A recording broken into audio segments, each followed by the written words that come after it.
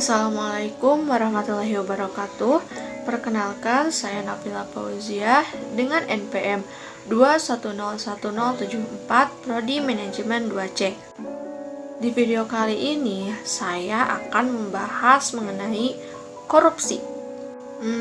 Pasti teman-teman udah pada gak asing ya dengar kata korupsi. Nah, untuk mengetahui lebih lanjut mengenai korupsi, yuk simak videonya. Korupsi atau rasuah berasal dari bahasa Latin yaitu corruptio, dari kata kerja corrumper yang bermakna busuk, rusak, menggoyahkan, memutarbalik, menyogok, mencuri, ataupun maling. Korupsi adalah tindakan pejabat publik, baik politisi maupun pegawai negeri, serta pihak lain yang terlibat dalam tindakan itu yang secara tidak wajar dan tidak legal menyalahgunakan kepercayaan publik yang dikuasakan kepada mereka untuk mendapatkan keuntungan sepihak.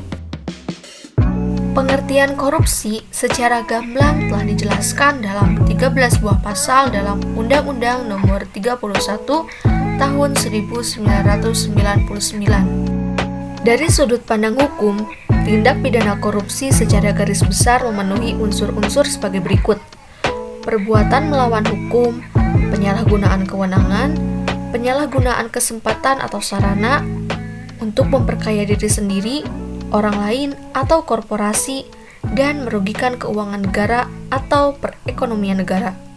Jenis tindak pidana korupsi diantaranya, tetapi ini bukan semuanya ya.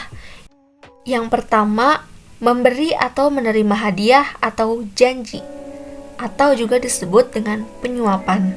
Yang kedua, penggelapan dalam jabatan. Yang ketiga, pemerasan dalam jabatan. Yang keempat, ikut serta dalam pengadaan bagi pegawai negeri atau penyelenggara negara. Yang kelima, menerima gratifikasi bagi pegawai negeri atau penyelenggara negara. Apa saja sih kondisi yang mendukung munculnya korupsi? Nah, jadi yang mendukung munculnya korupsi yaitu yang pertama, kurangnya transparansi di pengambilan keputusan pemerintah. Yang kedua, kampanye-kampanye politik yang mahal dengan pengeluaran lebih besar dari pendanaan politik yang normal. Yang ketiga, proyek yang melibatkan uang rakyat dalam jumlah yang besar. Yang keempat, lingkungan tertutup yang mementingkan diri sendiri dan jaringan atau teman lama. Yang kelima, lemahnya ketertiban hukum. Yang keenam, lemahnya profesi hukum. Dan yang ketujuh, kurangnya kebebasan berpendapat atau kebebasan media massa. Tidak lupa, gaji pegawai pemerintah yang sangat kecil. Seperti yang teman-teman ketahui, korupsi di Indonesia berkembang secara sistematik. Bagi banyak orang, korupsi bukan lagi merupakan suatu pelanggaran hukum, melainkan sekadar suatu budaya dan kebiasaan. Dalam seluruh penelitian perbandingan korupsi antar negara, Indonesia selalu menempati posisi paling tinggi. Teman-teman, beratnya korupsi itu berbeda-beda. Dari yang paling ringan dalam bentuk penggunaan pengaruh dan dukungan untuk memberi dan menerima pertolongan, sampai dengan korupsi berat yang diresmikan dan sebagainya. Titik ujung korupsi adalah kleptokrasi, yang artinya pemerintahan oleh para pencuri, di mana pura-pura bertindak jujur pun tidak ada sama sekali. Jadi bagaimana sih contoh korupsi itu? Oke teman-teman, jadi saya akan mengulas sedikit mengenai contoh dari korupsi, yaitu mengenai anak mantan sekretaris daerah Kabupaten Buleleng, Bali. Dalam kasus korupsi ini, anak mantan sekretaris daerah Kabupaten Buleleng, Bali, Dewa Ketut Puspaka berinisial DGR, ditetapkan sebagai tersangka oleh Bidang Tindak Pidana Khusus Kejaksaan Tinggi.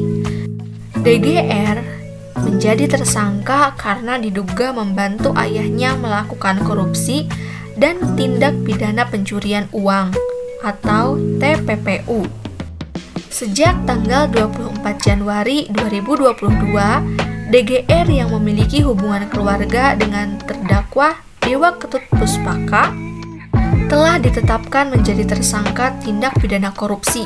Menyusul penetapan DGR sebagai tersangka korupsi, sehari setelah Kejati juga menetapkan sebagai tersangka tindak pidana pencucian uang. Makin ngeri ya teman-teman.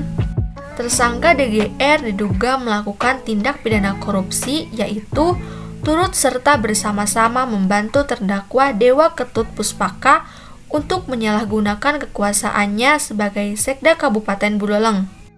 DGR diduga membantu ayahnya melakukan korupsi dalam proses perizinan pembangunan terminal penerima dan distribusi liquefied natural gas atau LNG dan penyewaan lahan desa adat Yahsani, Kecamatan Kabutambahan, Kabupaten Buleleng. Oke, jadi tindak pidana tersebut diatur dalam pasal 12 huruf E Undang-Undang Nomor 31 Tahun 1999 tentang Pemberantasan Tindak Pidana Korupsi. Aturan itu sebagaimana telah diubah dengan Undang-Undang Nomor 20 Tahun 2001 tentang perubahan atas Undang-Undang Nomor 31 Tahun 1999 tentang Pemberantasan Tindak Pidana Korupsi, diubah dengan Undang-Undang Nomor 20 Tahun 2001 tentang perubahan atas Undang-Undang Nomor 31 Tahun 1999 tentang Pemberantasan Tindak Pidana Korupsi, Jo Pasal 55 KUHP atau Pasal 56 Kitab Undang-Undang Hukum Pidana atau KUHP. Nah, setelah menyimak materi yang saya sampaikan, semoga kita dijauhkan atau jangan sampai kita melakukan korupsi. Karena dengan melakukan korupsi akan sangat merugikan negara dan utamanya diri sendiri. Terima kasih atas perhatiannya dan semoga video ini bermanfaat. Assalamualaikum warahmatullahi wabarakatuh.